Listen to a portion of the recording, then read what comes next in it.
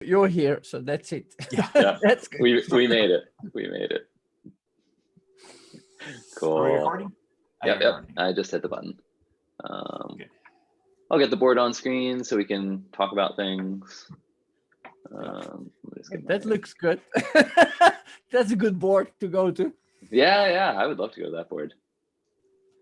Where is that? The big. Oh no, you're not Big Sur yet. No. Nah, this one's Catalina. So yeah. I haven't tried Catalina? to do. Yep. With a filter. Probably, yeah. I've been to Catalina.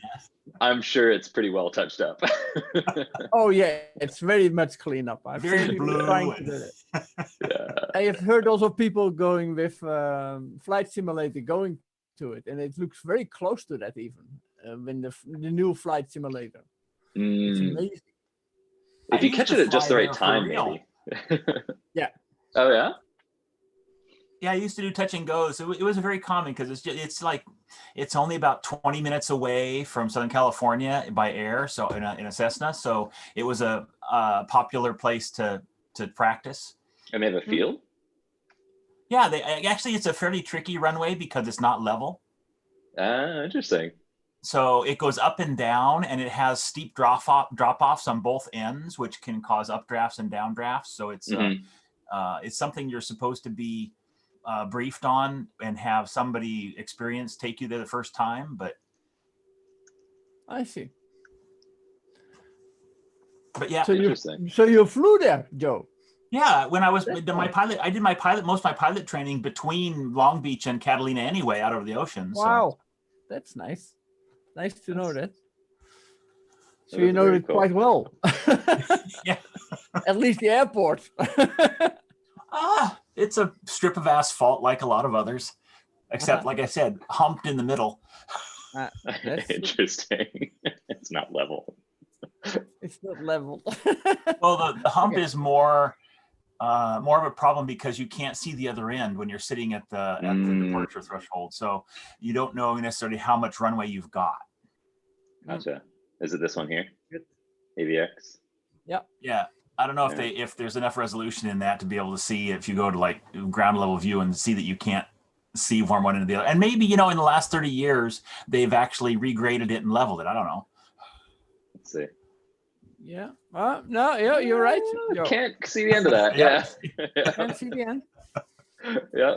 I'd say Joe remembers correctly, and it doesn't look like they've regraded it. In fact, it looks pretty messy. It might be the same asphalt Joe flew into many years ago. But now we've been there too. That's good. You don't have to go. Joe, you can do it from your home. Yeah.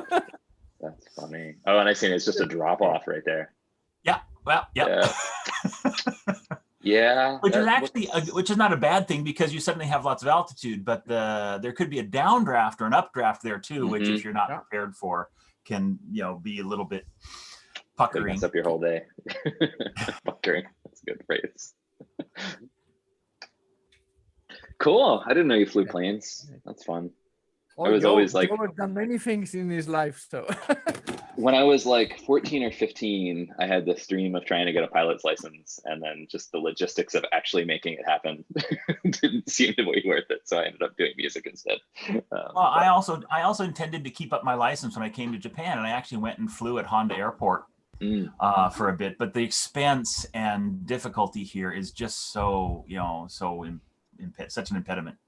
And it was in Philadelphia too, like getting there weren't like good close accessible airports, and so I basically, if I wanted to fly, I flew out of like Perkiomen a lot because that was like reasonably priced and not air traffic. But like if you're too close to Philly International, it got really complicated and prices went up and things like that. So I trained in Southern California. Yeah. LA, Orange County, air bases, Miramar down south, military planes, everything. It was, if you can fly in Southern California, you can basically manage the regulatory environment anywhere.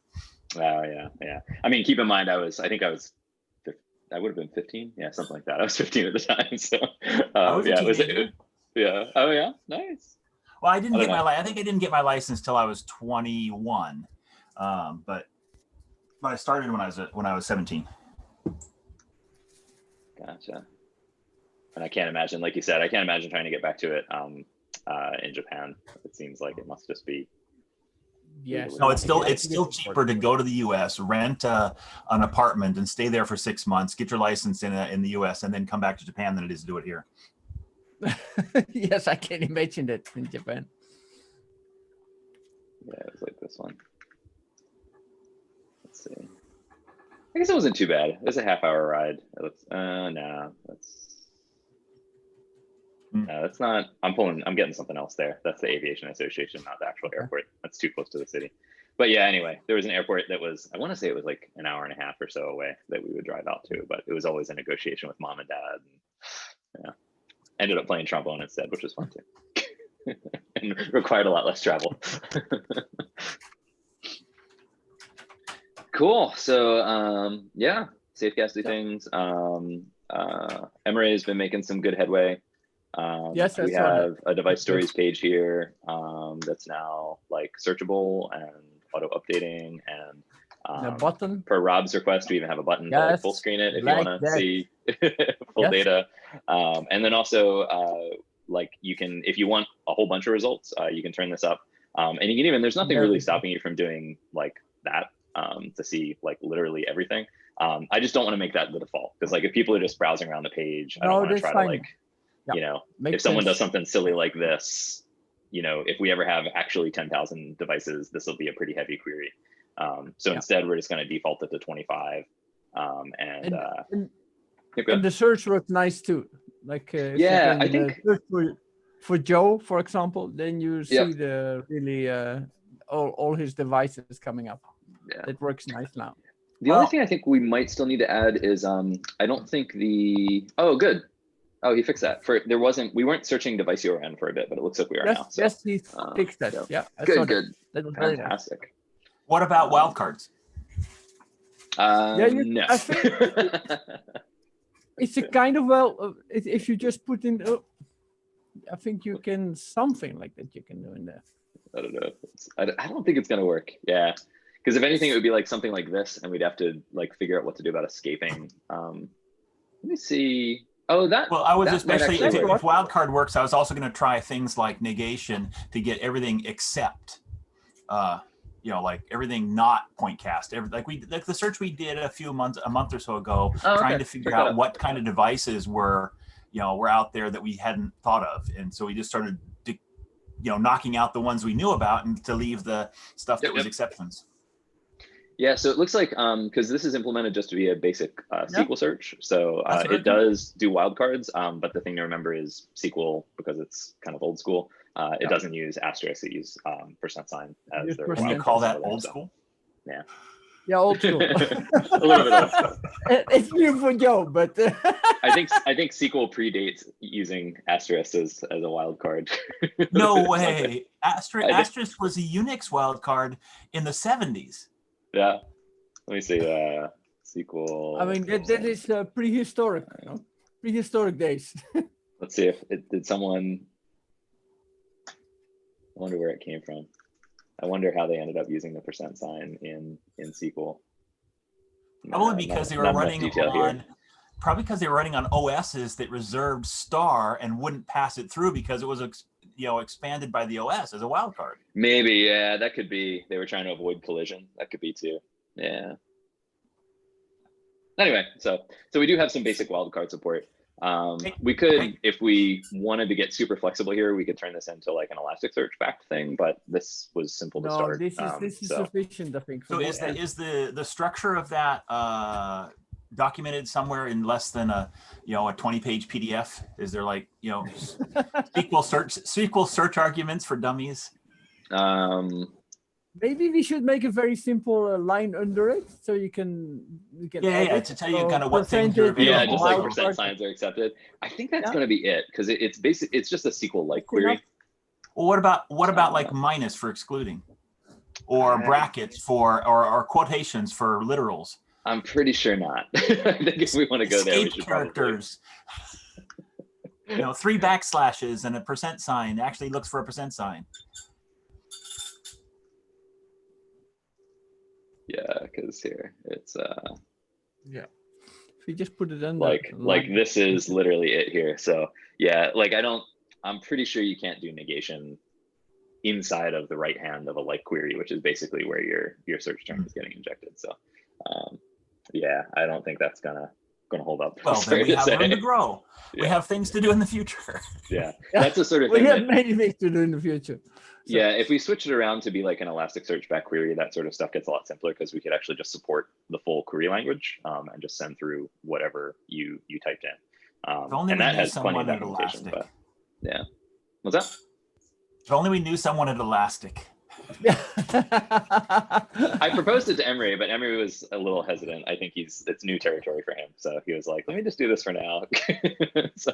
Well, to his credit, he has got me doing more things in the last week than I've done in a typical month, just trying to keep up with him. So. Yeah, he's moving fast. It's good. So we'll get there. We do have room to grow. And by the way, Andrew did get his job, or he's still looking for? Yeah, and apparently he's pretty busy out of the gate. So he sent me a DM just to say that like he's gonna have to back off until he lets us know he has more time. Okay. But yeah, so apparently they're like, it sounds like Circle's also trying to hire up as well. So my guess is they're pretty yeah. So he's at Circle CI now, and yeah, he basically sent me a DM that was like, I gotta focus on this, so I'll let you know.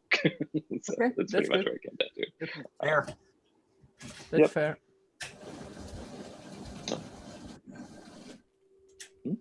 Hold on 1 second. Oh, is he only the ghost? Yeah, I was gonna say. Good. Digging into the gray. That's good. Yeah, I should green myself into a green background. It'd be fun to get a green screen, like, get really good background. We found a bright green bed sheet, in our linen closet, and we hung that behind Janelle's desk so that she can do backgrounds really well. Nice. Good. You have a pretty background too, Joe. Yeah, mine's complex, but it's not artificial. Well, it is. It's not a photo. Yeah. Cool. So good progress there.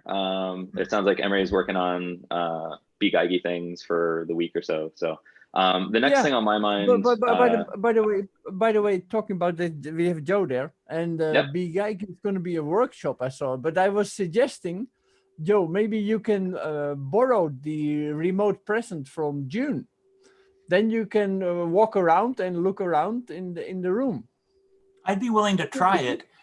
There's a couple things happening around the workshop plan for eyes. One is we have a TV crew that I thought might be interested, and they've now bowed out and said no, they've got other focuses. And despite being a German TV show and having a German-speaking student, it just wasn't their focus. They want to talk to Japanese people in Namie.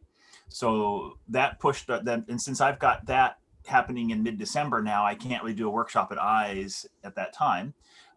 So Emre and I are trying to decide when we're going to do it, and if we're going to do it in person, because the uptick in COVID cases has made us, kind of less eager to do, in-person things and to travel up to Fukushima. So I don't know. I think probably I'll still just go up there like around December 15th or so and build it with him, in person. Yeah, but it's not, I think it's nicer if we can work on a Zoom version, because then we can also do Bgeigie workshops if we want to. If we just practice how to do that successfully, then we can extend it. Maybe what we'll do is if I'm up there, maybe something to do is to I'll go there, get the remote presence robot, and then do it from another room. Yeah, that's an idea. Yeah, then you can have kind of a fallback. To kind of, I can just say, oh, hang on, this isn't working, and I've lost my connection, and just open the door and go across the hall and. That makes sense. That's a good idea. And then you can even see what the problems are and figure out. And then maybe for other workshop we can borrow this remote presence from June. What he's working on is right now for me is the video guide, assembly guides for the Bgeigie Nano. So by the time he's done editing that video, I expect he may be able to do it without me. Hopefully, I mean that would be a natural consequence of him becoming intimately familiar with the video of a Bgeigie being built. But we'll see.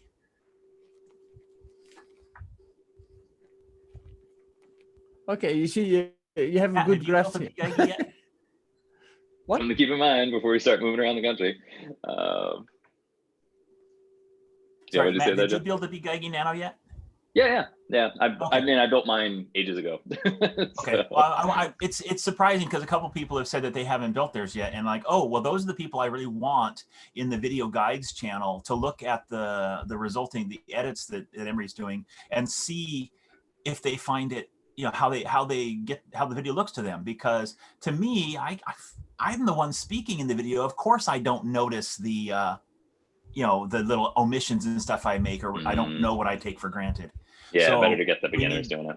We need people who are who aren't so familiar to evaluate the video and see if it's actually instructional. Gotcha.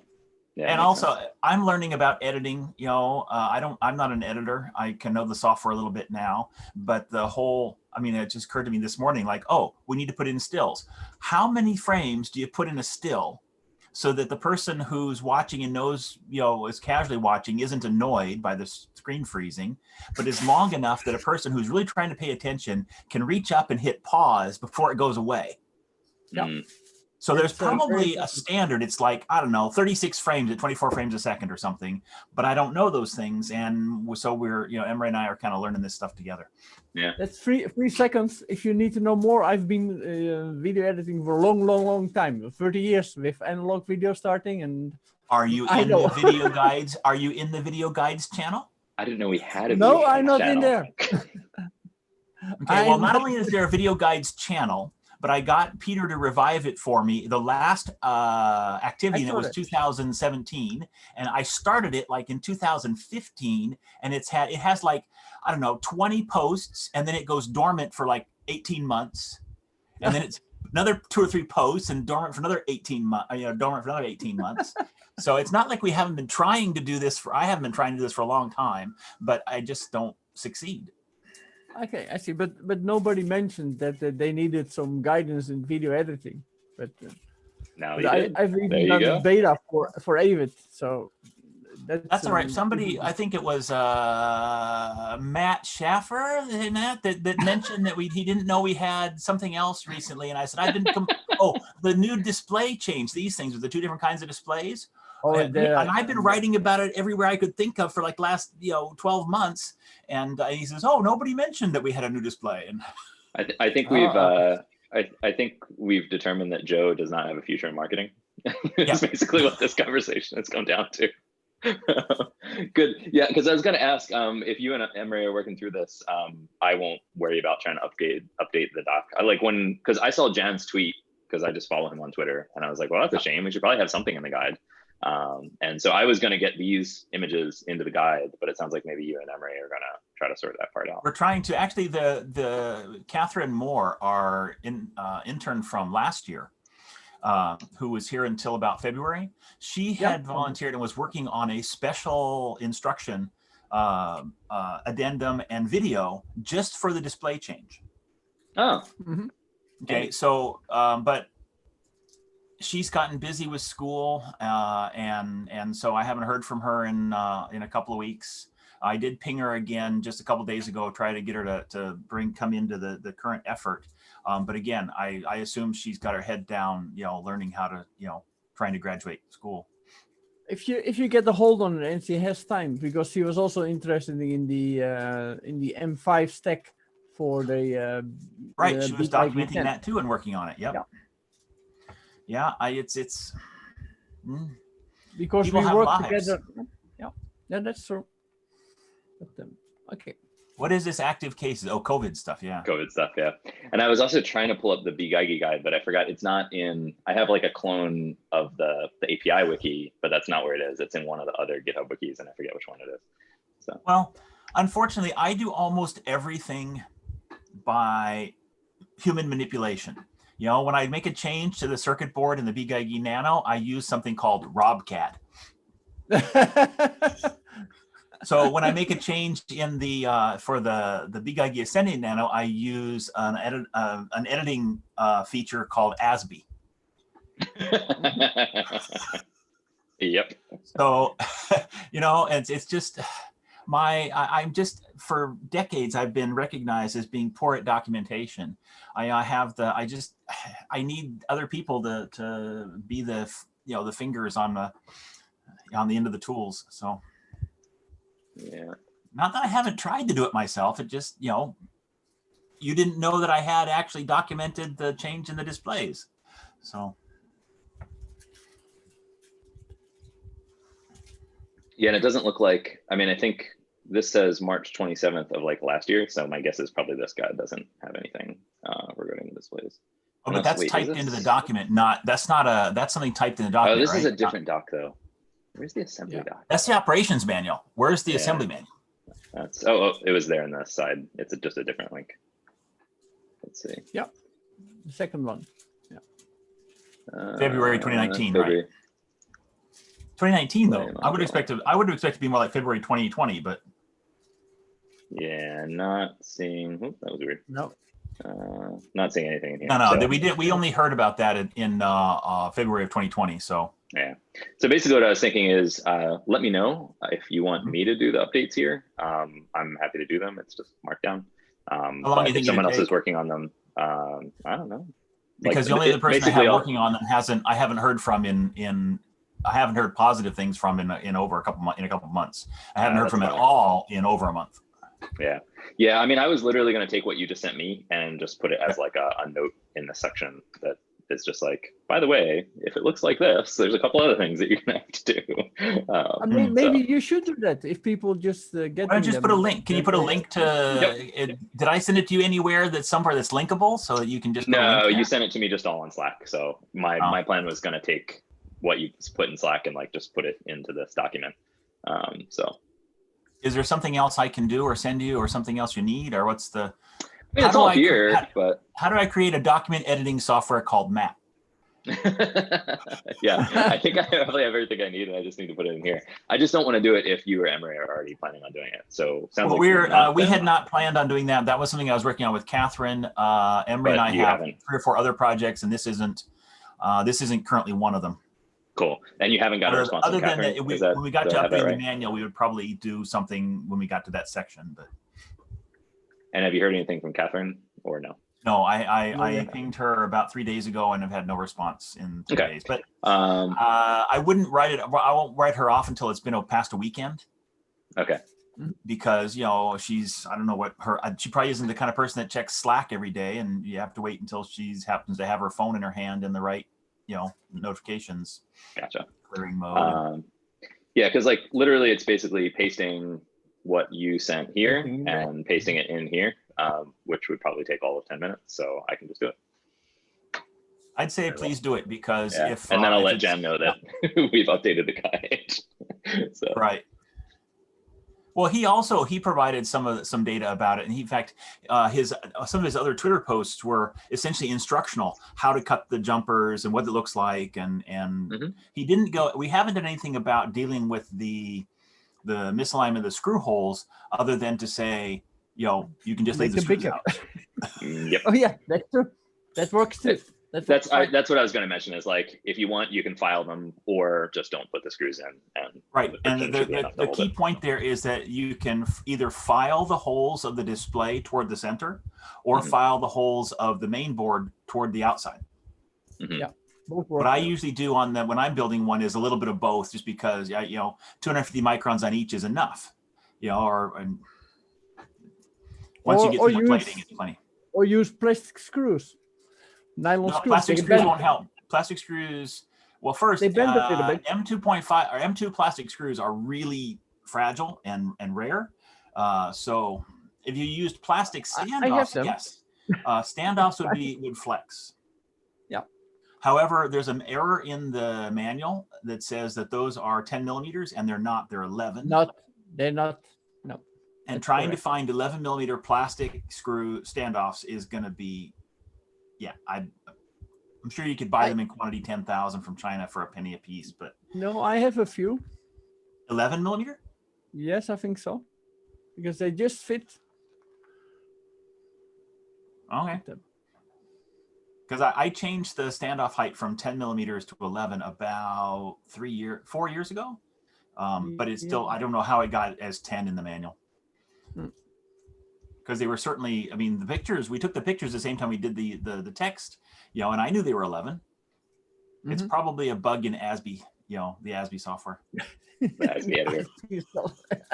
There are all bugs in there. Yeah. I just noticed the way we're doing the images here is like a little funky too, but I won't worry about trying to refactor that. I'll just use the method that's there. Yeah, and I mean, honestly, it's in the GitHub wiki now, which I think is fine. GitHub wikis are like, they're a pain in the butt. I can understand why you use ASB or Matt Schaefer editing software rather than digging into this yourself, because it's like, it honestly baffles me how long the GitHub wikis have been this way and that they've seen basically no improvement for like the last decade. So, but it's here. I can add some edits. That'll be easier than trying to refactor the whole thing. At some point it would be cool to have something, but it's like, you know, it's as terrible as it is, it's probably still the best option because it's like super open and anyone can propose edits. Well, at one time there was a time when I was trying to do versioning on the manual, where the manual would have a version number which was correlated to the rev number on the main board. You know, but the consensus, and well, I was actually told by Sean, no, we have one manual, it's the latest manual. I'm like, you don't want to get a current Mustang operator's manual for your 1965 Mustang. You got to have one that goes with the model you've got. But they've said that was too complicated and we're just going to have only the latest, greatest. If you've got an old kit, look at the history. Yeah, and at least we do have the history. So if we needed to go grab it, we could go tell someone what revision to grab or something like that. Right. So this is an assembly manual version 7.1, and I was going to make it 1.1 R5. Oh, to match this. Yeah, I see. But then the gotcha is like, so like this tweak, I guess, wouldn't be a version update because the main board isn't changing. So like, right. Yeah, I guess it's well, the I also question wanted of like, to have it be more modular online, so that, you know, when we change, if we change the display or something, you'd have like a decision tree. Oh, you've got the HealthTech display, do this instruction, and then it would branch you back into the flow after you did that. If you've got the Adafruit display, you'd go this way, and you know, come back in after that. Yeah. But Matt, I think you have to go, no? I do. I have another meeting right now. So yeah, it's about that time. Pleasure chatting with you all. And yeah, I'll throw some new images in here. That's easy enough. So thanks. And then Jan will be happy and Joe will too. All right. Have a good one, everybody. All right. You too.